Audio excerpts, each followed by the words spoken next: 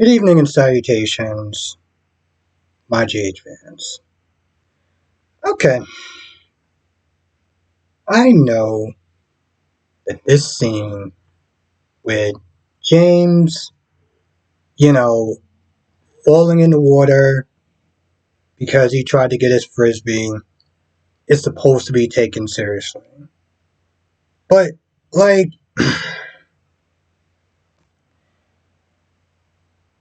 I don't understand, and maybe again because he is a kid and I'm an adult and I use this thing called logic, but I find it very difficult for even a child to okay, he's by the ball house and everything like that, and playing with the frisbee and stuff.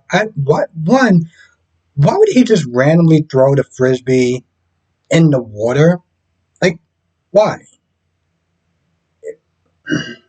There's so many other places you could sit there and throw it, and he chooses to throw it in the water. And it's not like he can't see. He is tall enough to sit there and see that it would go in the water. He throws it in there, and then he walks over and he tries to reach for it. And I'm like, bro, you know damn well. You know damn well that you cannot reach that frisbee. So, in a sense, it's kind of a laughable scene because he would have enough, I would imagine, that he would have enough common sense to sit there and realize that he can't reach that frisbee no matter how far he stretches. Of course, the whole point is for him to fall in the water, and if you saw the previews, you know that Cody goes after him. Another part I just want to throw in there. So after, Cody blames himself for this whole thing, and Sasha reassures him, and then he starts searching again, and eventually he does find James because James yells for him and everything. So he jumps in the water, right? But before he jumps in the water, he sees James. So him jumping in the water and then coming back up for air and being like, "Well, where is he, bro? You just saw him. what are you talking about? Why are you sitting there looking around like you can't find? You just saw him." And I mean, I get that we have to stretch our imaginations wide, far as we can, but come on. I guess the whole point of it was to try to make it as dramatic as possible. Okay, fine. So everyone's splitting up, and Felicia, for some odd reason, takes the time to, you know, blast Mac about how he's treating Cody. And I'm just like, okay, listen, I'm not sitting there saying that you shouldn't be doing this, but do you really think now is the time to sit there and have this talking to while your grandson is God knows where? Just now, Felicia isn't a full idiot today. She's just, let's sit there and say 95% of idiot mode. Because when Mac talks about, listen, was I wrong for sitting there doing what I did because, Cody's a drifter and this, that, and the third, Felicia is like, I'm sorry, how did you come in Port Charles again?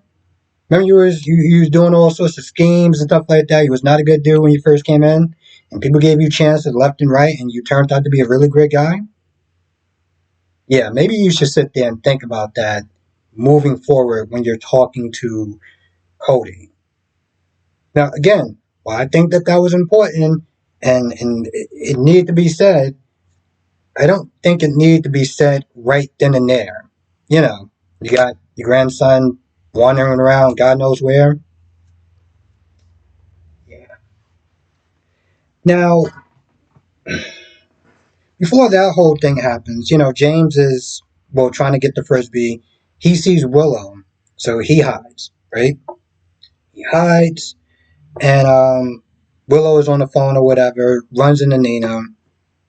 They get to talking, and she tells about her reasons why she's leaving the institute because she wants to try to get far away from Drew as possible. Personally, think you should probably move out, but whatever. And then she gives her reasons of why she is attracted to Drew, right? Now, one of those reasons I gotta sit there and say has got to be the most flimsiest bullshit reasons that I can sit there and think of, right? Like she was just listing off a bunch of mundane sort of things that, one, do you know what happens when you live together and you get married? Yeah, you're gonna have to sit there and maybe tell your husband to clean up after he shaves, to put the toilet seat down. When you have kids, sit there and remind the other parents about whatever that's going on. And I'm just like, she's like, and I know that that's really bad. Yes, boo, that is really bad. That that that's life.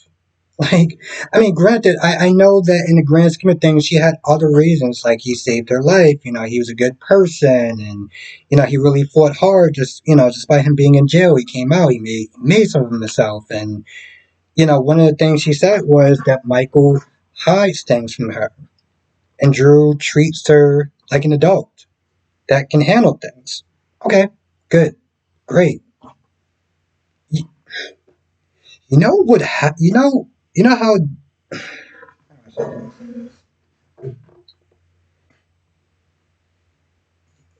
you know what you should be doing when those type of feelings occur, and some of them could boil over, right?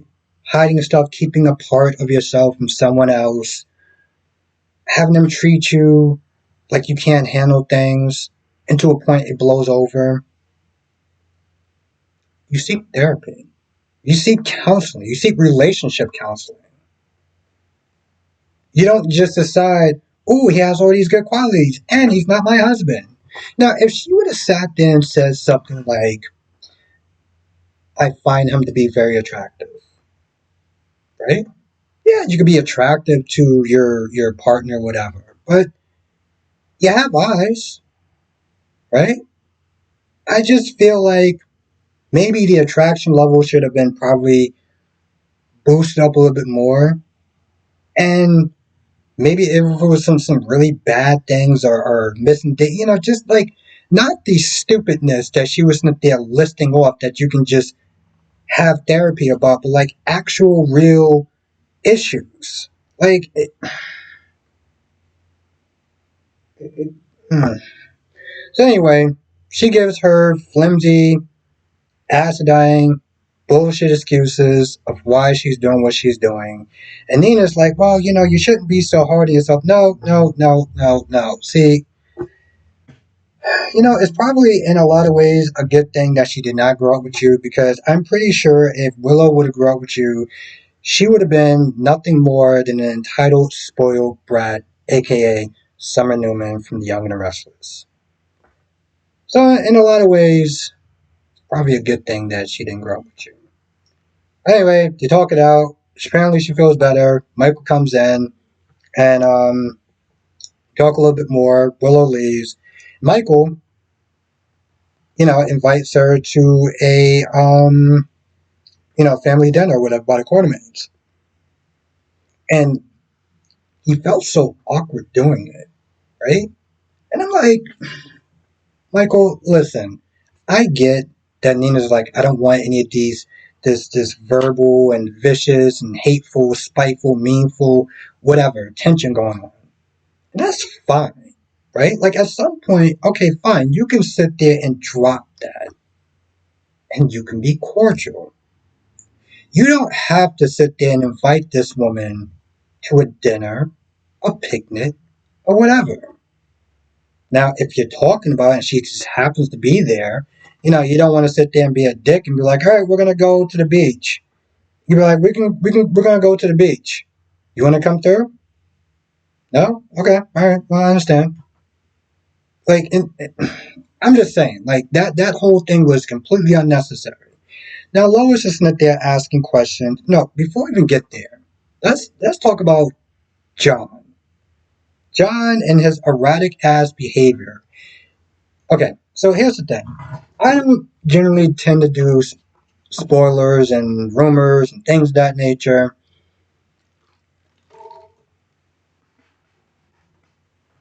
but I was watching a channel called Phoenix Tremaine, right? And he's talking about Jagger John. I can't use that name.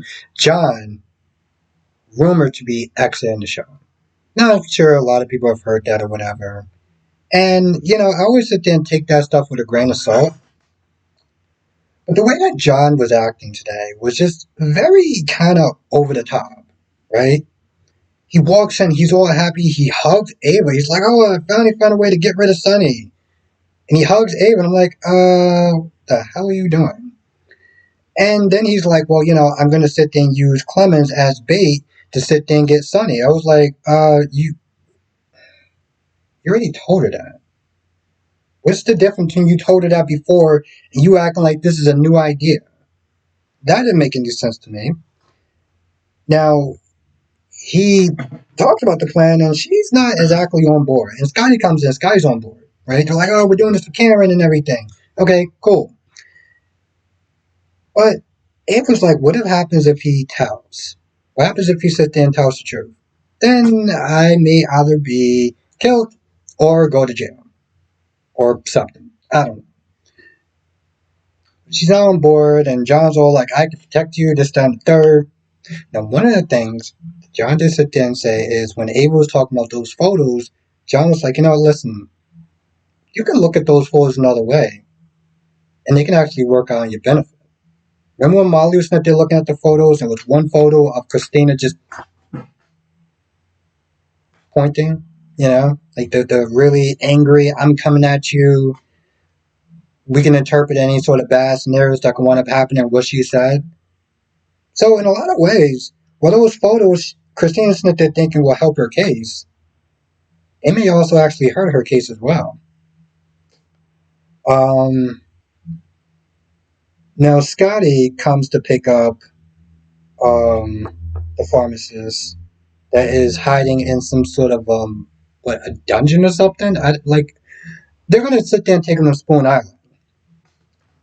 Um, Ava's not exactly keen on the idea.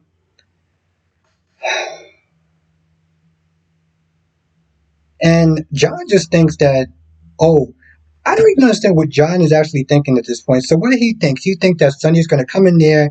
He's going to be like, oh, you messed with my medication. I'm going to sit there and kill you now. And then I pull out the gun. And I'm about to do it. Oh, no. John stops me. You do realize that Sonny is actually on his medication now? Just like, Sonny has been careful for the most part. There's times he slips up.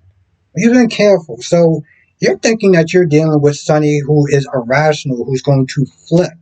You're not considering the fact that he may actually be like, oh, so you messed with my medication. All right, I'm going to call the cops on you now. Yeah, I mean, I know I'm a mobster, but I don't think that you're worth me going to jail over. So I'd rather have you go to jail instead. What happens if that happens? Then what? Um, Lois is not there asking Sonny again. I don't want my daughter to sit there and get caught up in RICO charges. Jason comes in. Jason's like, hey, listen, if you don't believe me, believe Jason.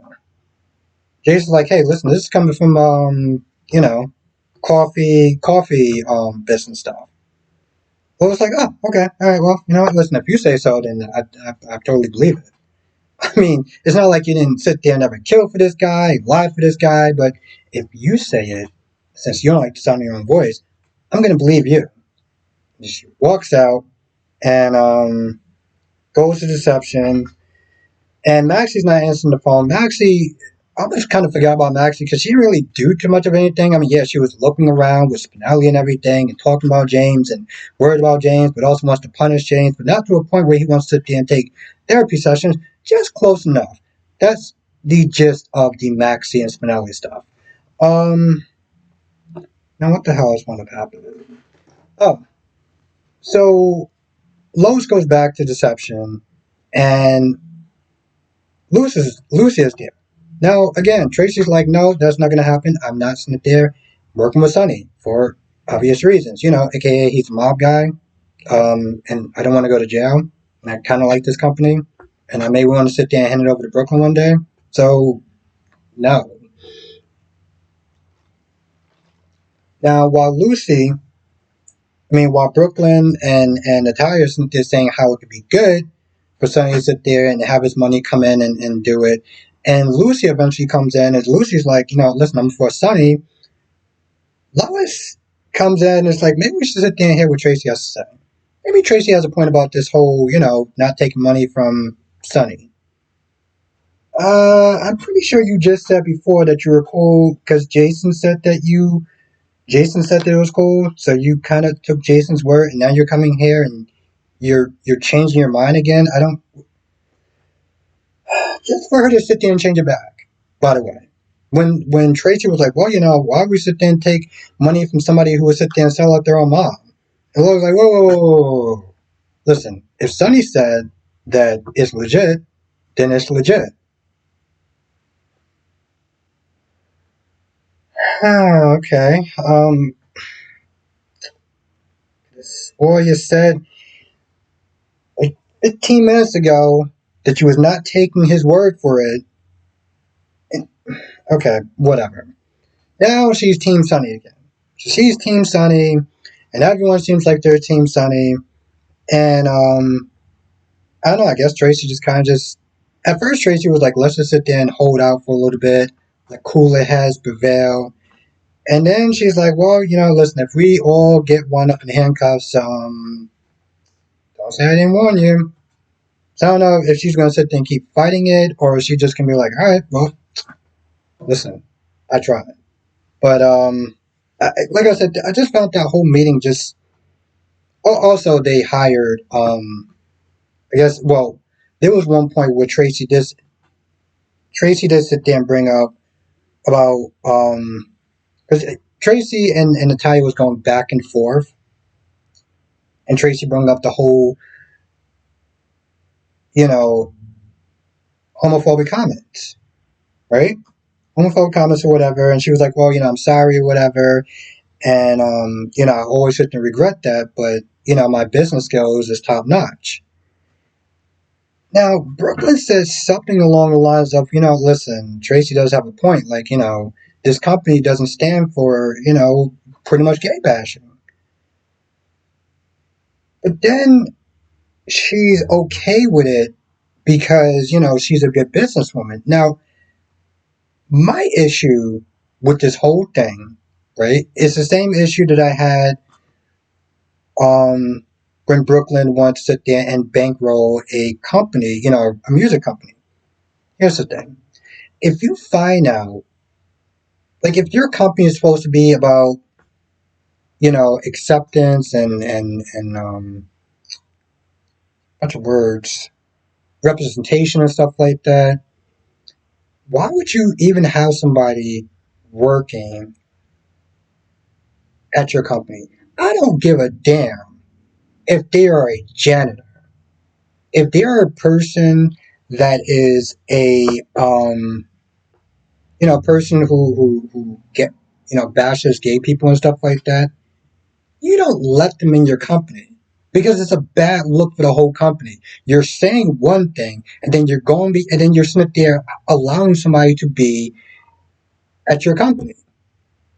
Now, I can use an extreme um, case, but I don't think that that's really necessary. I think that people get the gist of it. You shouldn't have somebody that's working at your company who, you know, has been open about bashing gay people.